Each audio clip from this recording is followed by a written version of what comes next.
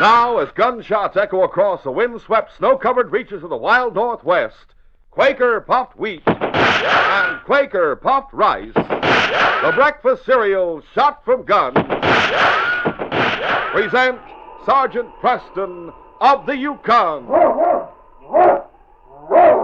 It's Yukon King, swiftest and strongest lead dog of the Northwest, blazing the trail for Sergeant Preston of the Northwest Mounted Police in his relentless pursuit of lawbreakers. On King! On, you husky! Gold discovered in the Yukon.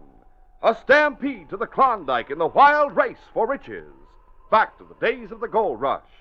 With Quaker puffed wheat and Quaker puffed rice, bringing you the adventures of Sergeant Preston and his wonder dog, Yukon King, as they meet the challenge of the Yukon.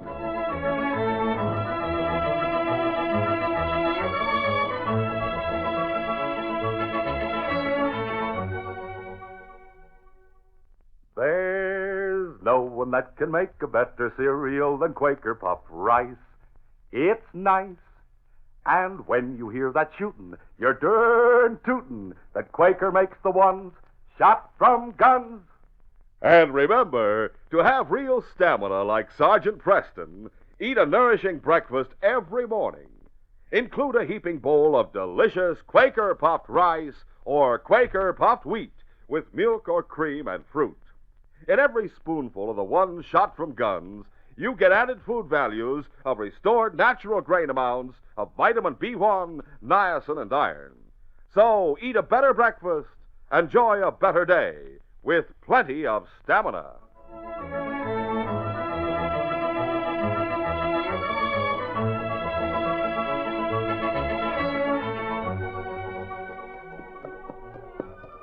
In the warm weather of late spring, Sergeant Preston was traveling on horseback with his great dog, Yukon King, running alongside. The sergeant was looking for a notorious criminal named Hunch Sparkman. He was heading upstream along the bank of Silver River. As he neared the swift-flowing stream with its treacherous rapids, he saw three men floundering in the water and a wrecked canoe being dashed from rock to rock. Two of the men reached shore without help, but the third man needed assistance. Without hesitation, the sergeant plunged into the river and brought him to shore. Despite the fact that he was unconscious, the third man clung to a wooden box. While the others watched, Sergeant Preston examined him. He's regaining consciousness. Is he hurt bad? Well, he seems to have been stunned. Probably struck his head on a rock. He'd have had a lot less trouble if he hadn't hung on to that box. Yeah, if it hadn't been for that, he wouldn't have lost control of the canoe. I wonder what's in it. A violin. Violin? Is that what's in this box? Oh, yes. I was afraid I'd lost it. Who are you? Jim Dallas. Who are your friends? I'm Shanto. My partner's named Hasty. You're a mounted policeman. Yes, I'm Sergeant Preston. Which one of you owned that canoe? Shanto and I own it, Sergeant. Well, if you're rivermen, you should have known it'd be dangerous to try to shoot these rapids this time of year. We run them before without any trouble. We'd have gotten through this time. Hadn't been for that loco greenhorn in his box. Yeah, he lost his head as soon as a little water washed over us. Yeah, he dropped his paddle and grabbed the box. Next thing I knew, the canoe was spinning. And we struck the rocks. You were lucky to be thrown clear. Yeah, we've lost our canoe and all our gear, thanks to Dallas and his box. The way he hung on to it, I figured it was filled with gold. If it had been filled with gold, I'd have let it go. You call a fiddle more valuable than gold? That particular violin's worth more gold than you'll ever see. Why, you loco... That's enough. I'm sorry about it, Shanto. If I had any cash, I'd make good your loss. The money I paid you two for a place in your canoe was all I had. Steady. My head. Well, don't try to stand yet. I feel kind of weak. Stay where you are for the time being. I'll build a fire and dry our clothing. You needn't worry about Shanto and me, Sergeant. The air's warm enough to dry us out. We'll head for town. We'll have to buy supplies to take to my place. You're going directly to Freezeout? Yeah. Would you deliver a message to the constable? Sure thing. All right, a note now. What's your destination, Jim? I'm going to Freezeout. But the way I feel... You'll be all right in a little while. Here's the note, Hasty. We'll see that it reaches the constable. Thanks. So long, Sergeant Preston. Bye. Come along, King. I'll gather wood and build a fire. And I'll give you something to eat, Jim. The fire served a dual purpose. It dried out wet clothing and heated food. After Jim had eaten, Sergeant Preston helped him pry the lid off the wooden box that held the oilskin-wrapped violin case. Jim unwrapped the case and opened it with trembling hands. From it, he lifted a narrow-waisted violin. Careful packing had protected the instrument. It was unharmed. Thank heavens it wasn't damaged. Why, may I see that violin, Jim? Of course, here. Thanks. A Guarnerius. Why, this is nearly as valuable as a Stradivarius or an Amati. As Jim showed the sergeant his treasured violin, Shanto and Hasty were making their way toward the town of Freezeout. Let's see Preston's message to the constable, Shanto. Oh, yeah. Here. Oh, what's it say? The constable's to bring an extra horse for Jim Dallas and meet Preston on the trail at the rapids. That's all. He doesn't mention us.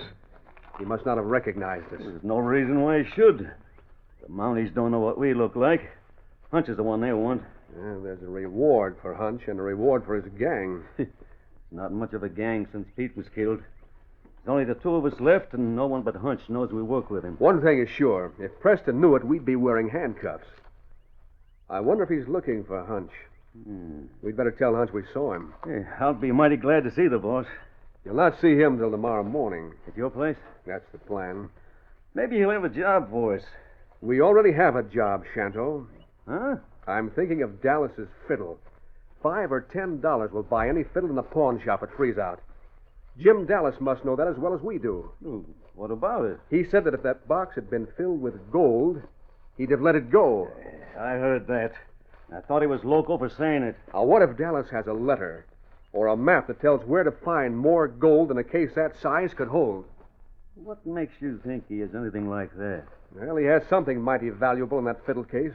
Hey. Or in the violin. That'd explain why he hung on to it. And why he was so anxious not to lose it. I think you're right, Hasty.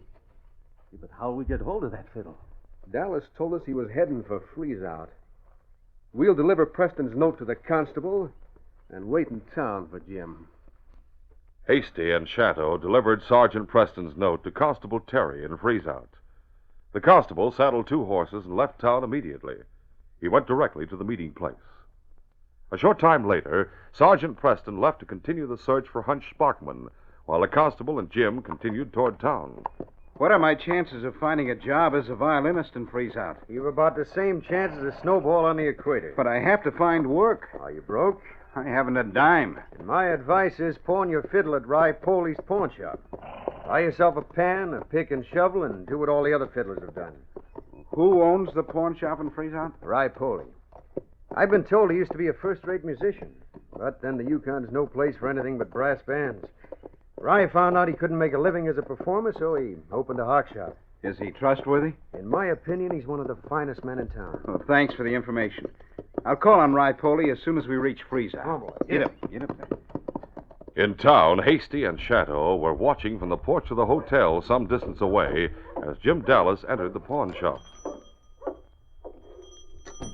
Mr. Poley, I'm Jim Dallas. How do you do? I want to borrow some money on this violin, but I want to be sure you'll not sell it or let anything happen to it. You see, this isn't an ordinary fiddle. I've seen lots of fiddles in my life, young fella. Have you ever seen a violin made by Joseph del Jesu Guarnerius? A Guarnerius violin? No, I've never seen one, but I've read so much about them that I'd recognize one if I saw it. Not that I'll ever see one. I have one. You have? Oh, I don't believe it. A Guarnerius? Oh, it couldn't be. I'll show it to you. Here it is. Yes, it is a Guarnerius. The real thing. Where did you get it? It's been in my family for generations. My boy, why in the world did you come to the Yukon with an instrument like this? Well, when Dad died, I was alone. I came here because I thought people would pay real money to hear good music played on a fine instrument. I hope to be able to earn enough to go abroad to finish my musical education. I haven't been able to earn enough to buy a ticket home. That's why I'm here to borrow money. I decided to take Constable Terry's advice and try prospecting. All right, Jim. I'll lend you the money you need. And I promise you I'll take mighty good care of your violin. A Guarnerius here in my shop. Jim concluded his business with Rye-Poley and left the pawn shop. Then he headed for the trading post to buy some supplies and a small outfit. His former companions, Hasty and Shadow, followed at a distance. Hey, where's his fiddle, Hasty? He left it in the pawn shop. Oh, then he hocked it to get cash. Hey, look. In the trading post window. Yeah. Shadow. He's buying prospecting gear. So, he's going after gold. I told you he must have been carrying a map and that fiddle. Now I'm sure of it. Shall we follow him when he leaves town? We'll watch for our chance and try to bushwhack him when no one will see us. When Jim left the trading post, he went directly to the hotel. The events of the day had nearly exhausted him. He rented a room and decided to rest for a while. He fell asleep at once. It was dark when he wakened. He dressed quickly and left the hotel, intending to go to a nearby restaurant for a light meal. He walked down the dark street, and as he passed an alley... Let him have it. What the... A sharp blow on the head knocked Jim unconscious. As he lay motionless, Shadow gripped him beneath the arms and dragged him to the back of the alley. Then the two thieves began to search him. Yeah, good thing we saw him coming, Hasty. Saved us going to the hotel to get him. Did you find anything in his pockets? Only his wallet. What's in it? Let's see. Near as I can make out in the light coming from that window. There's cash, pawn ticket, and some identification. Is that all? That's all. What did you find? Nothing. Whatever was in that fiddle is still in it. Well, the fiddle's at Poley's pawn shop. Take his cash. We'll tie and gag him and leave him here where no one will find him till morning.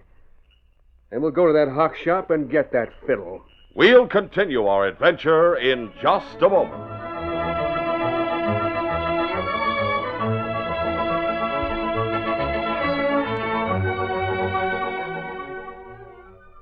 You know, the other morning at breakfast, I was just about to pour myself a heaping bowlful of Quaker puffed wheat or Quaker puffed rice when the strangest thing happened. I can't believe it yet. There was a terrible pounding on the door. Well, I opened the door, and in walked a giant. Fee, fi, fo, fum. What do you want here? I'm looking for a rascal named Jack. Lives next to a beanstalk. Oh, Jack and the Beanstalk. Oh, you have the wrong address. Fee, fi, fo, fum. I'm hungry. What are you eating? Well, matter of fact, I was just trying to decide whether to eat Quaker puffed rice or Quaker puffed wheat.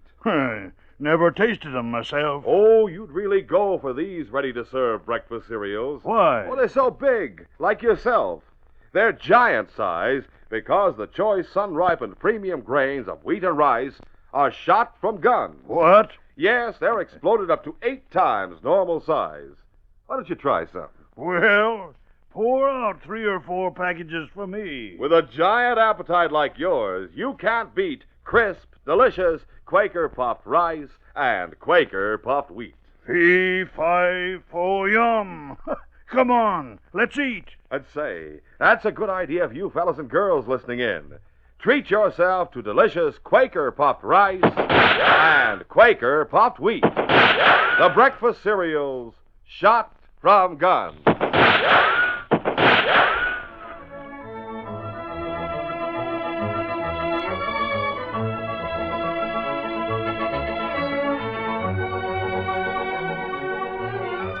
Now to continue. Neither Hasty or Shadow knew that Sergeant Preston was closing in on the man they called Boss. Hunch Sparkman had stopped beside the trail some distance north of Hasty's cabin. He was preparing a meal when the sergeant moved in from the moonlit darkness. Got your hands up, Sparkman. That's right. You're under arrest. I'll get you. Oh, That's for making a play for your gun. my arm. I'll bandage it after you're handcuffed and searched. How'd you know where to find me? Been looking for you. When I saw your campfire, I came closer to investigate, and I recognized you. You know the rest. Watch him while I search him, King. You call that dog King. You must be Preston. I am. Yeah, I've heard of you. That makes us even. If you're looking for a sneak gun, you're wasting your time. I'll make sure of that. What's this? Nothing that would mean anything to you. A map, eh? What if it is? Here's the town of Freezeout, the river, and an X at a cabin on the river's edge. You wouldn't know that cabin. I passed it this afternoon. It was deserted. Yeah? Well, that... Say, Preston, If I was to show you where to find some of that marked money I haven't been able to spend, would the law give me a break? I'll make no promises, Sparkman. I'll take a chance.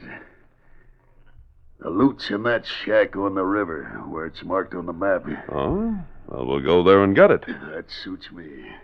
In freeze-out, Rye Poley was in the living quarters at the rear of his pawn shop. He sat at the table examining the beautiful old violin Jim had left with him. Suddenly, he heard a noise in the shop. He put down the violin, went to a desk.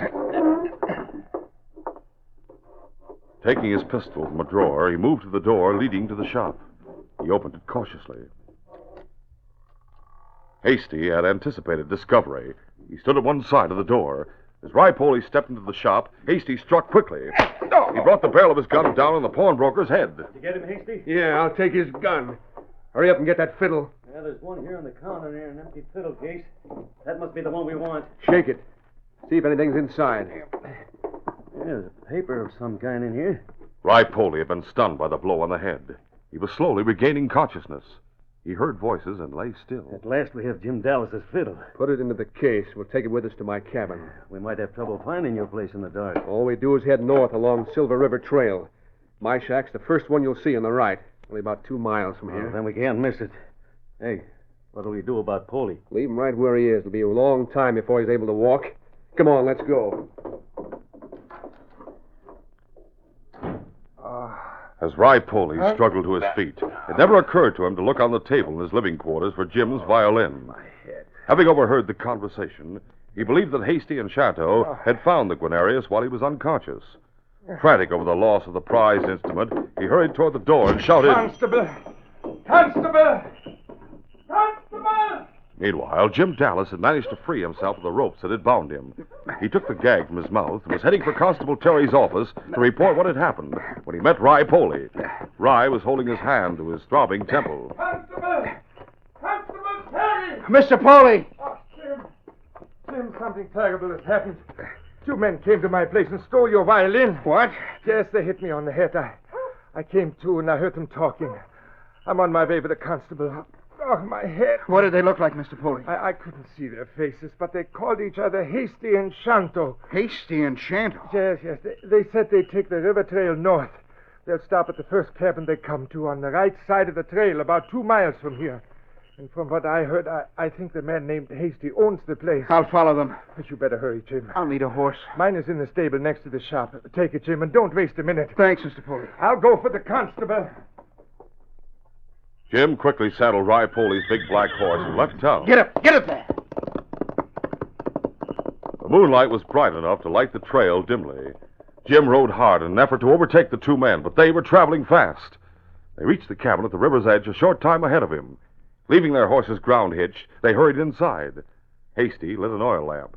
Then Chateau opened the violin case.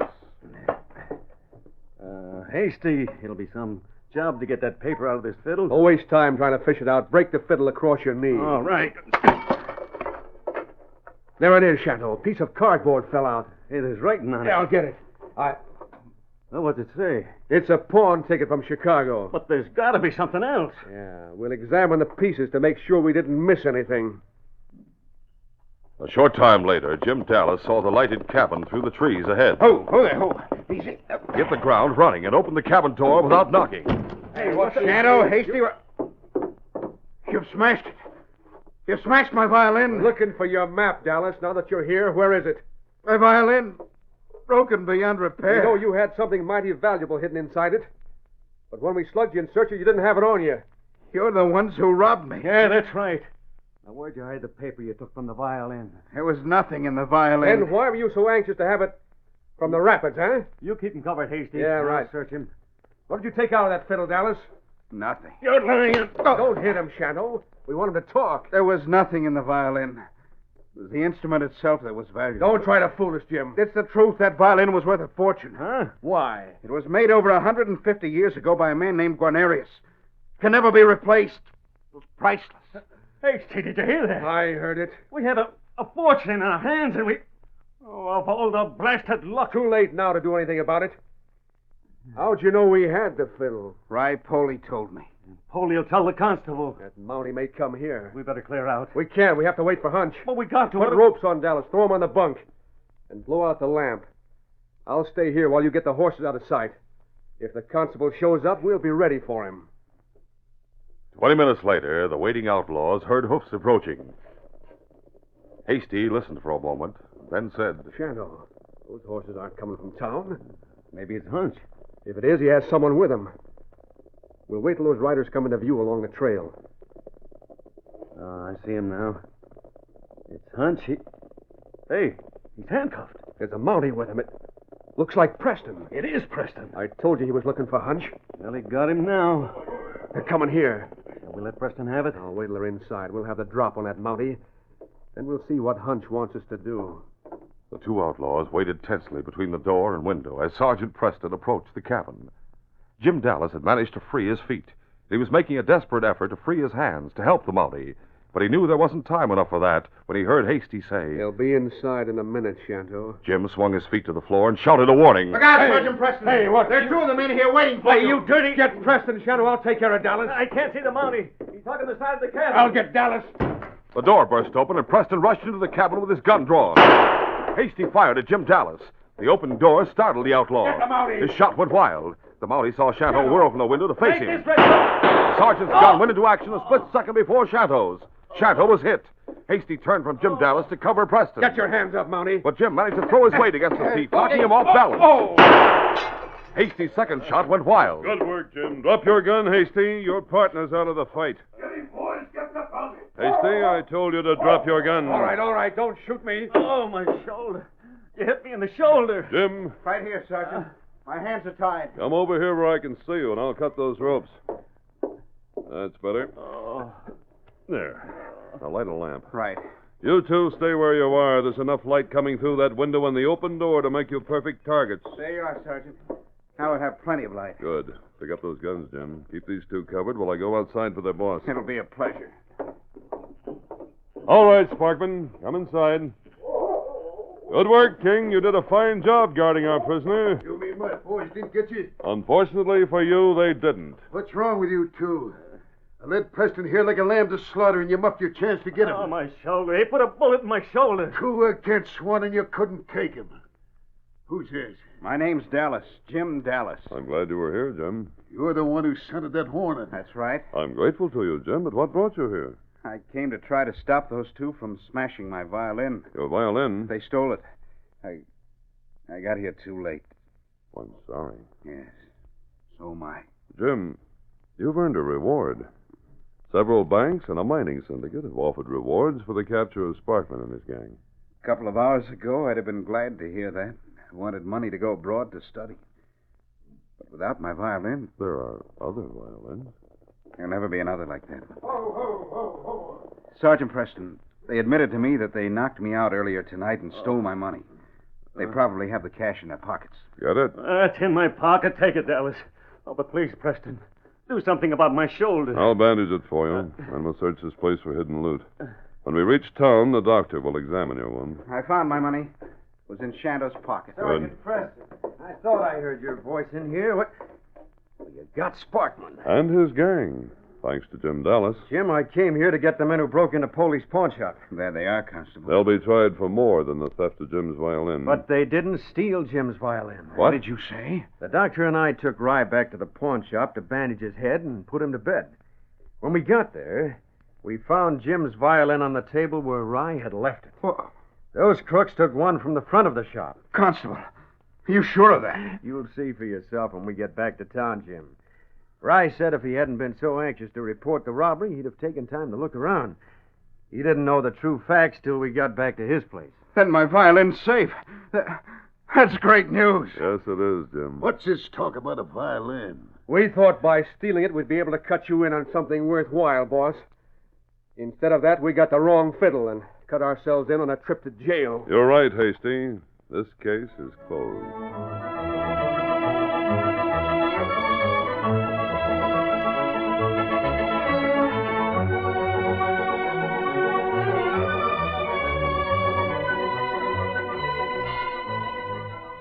Sergeant Preston will return in just a moment with a word about our next exciting adventure. Tasting. 1, 2, 3. Tasting. Yes, tasting is the test that makes Quaker puffed rice and Quaker puffed wheat the favorite breakfast cereal of the whole family. You fellas and girls go for the puff to perfection goodness of the one shot from guns.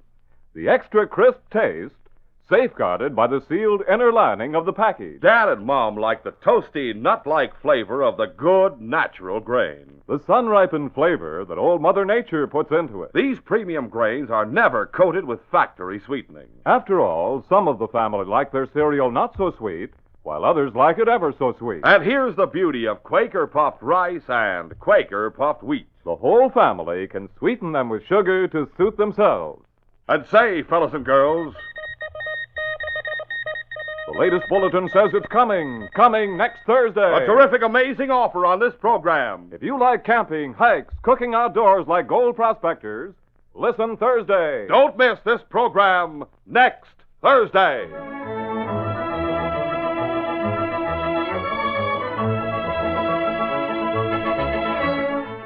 And now, here is Sergeant Preston. Sergeant Preston reporting for duty, Inspector. Sergeant, a sourdough named Scotty Digby has been murdered. He was carrying $1,200 at the time. I knew Scotty, sir. He had a trap line in partnership with a young French chap named Andre. Well, it's said that they had an argument, and Andre threatened Digby. Get Andre and bring him in for questioning. I'll not be satisfied until you catch the killer with sufficient proof to hang him. I'll do my best, sir. In his efforts to get proof against Digby's killer, Sergeant Preston little knows the unusual turn of events that will cause him to face the killer's gun. Be sure to hear this next exciting adventure. These radio dramas, a feature of Sergeant Preston of the Yukon Incorporated, are created by George W. Trendle, produced by Trendle Campbell Muir Incorporated, directed by Fred Flowerday, and supervised by Charles D. Livingston. The part of Sergeant Preston is played by Paul Sutton. Sergeant Preston of the Yukon is brought to you every Tuesday and Thursday at this same time. On Thursday, by Quaker Puffed Wheat and Quaker Puffed Rice, the breakfast cereal shot from guns.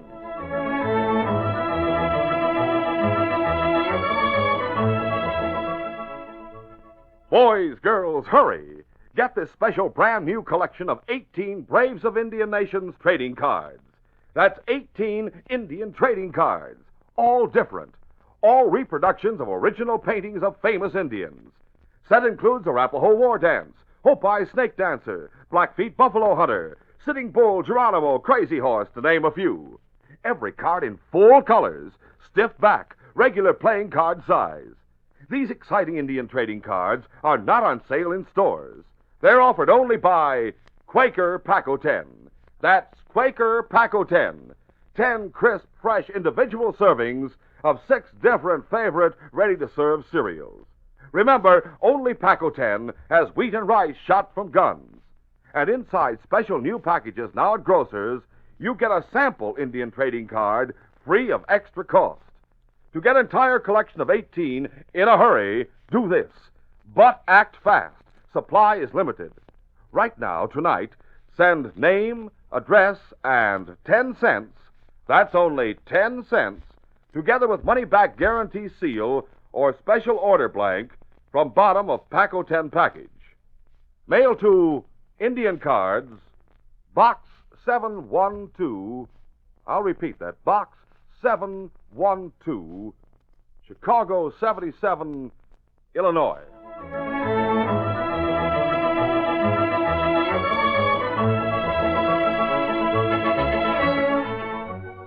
This is J. Michael wishing you goodbye, good luck, and good health from Quaker Puffed Wheat and Quaker Puffed Rice. So long. Listen tomorrow at this same time to The Green Hornet, brought to you by the drink that makes you feel fresh again, delicious Orange Crush. This is the Mutual Broadcasting System.